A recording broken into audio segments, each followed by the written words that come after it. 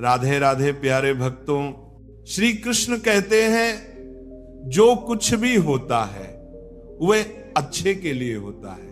लेकिन जब हमारे जीवन में कोई बुरा अनुभव आता है, कोई सपना टूटता है, कोई रिश्ता छूटता है, तब ये बात मानना मुश्किल हो जाता है। हम सोचते हैं कि आखिर हमारे साथ ही ऐसा क्यों हो रहा है। लेकिन समय के साथ जब हम पीछे मुड़कर देखते हैं तो समझ में आता है कि वो बुरा अनुभव ही हमें एक नई दिशा में लेकर गया है।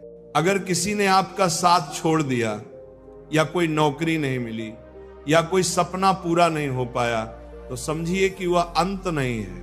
हो सकता है वह किसी नई शुरुआत की शुरुआत हो। श्रीमद् भगवत गीता में श्री कृष्ण कहते हैं, तुम्हारा अधिकार केवल कर्म करने में है, फल पर नहीं। इसका मतलब है कि हमें सिर्फ अपने काम पर ध्यान देना चाहिए। परिणाम अपने आप सही समय पर मिलेगा। इसीलिए जब कुछ गलत हो तो परेशान मत होइए, बस मन में ये विश्वास रखिए शायद ये भी अच्छे के लिए हुआ हो।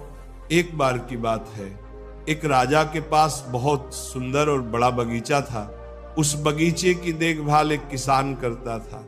हर दिन वह किसान बगीचे से ताजे और मीठे फल लाकर राजा को देता। एक दिन किसान सोचने लगा, आज कौन सा फल लेकर जाऊं। बगीचे में नारियल, सेब, अमरूद, अंगूर सभी तैयार थे, पर न जाने क्यों उस दिन उसने सिर्फ अंगूर चुने और उन्हें लेकर महल की ओर चल पड़ा। राजा उस दिन बहुत क्रोधित था। जैसे ही किसान ने अंगूर की टोकरी राजा को दी, राजा ने गुस्से में एक एक अंगूर खाकर बाकी अंगूर किसान पर फेंकने शुरू कर दिए। पर किसान हर बार मुस्कुराता और कहता, ईश्वर बहुत दयालु है। राजा को यह सुनकर और गुस्सा आया। उसने कहा, मैं तुझ पर अंगूर फेंक रहा हूं और तू ईश्वर को धन्यवाद दे रहा है। किसान मुस्कुराया और बोला, महाराज सोचिए, अगर मैं नारियल, सेब या अमरूद लेकर आता और आपने गुस्से में वही फेंके होते तो मेरी जान ही चली जाती।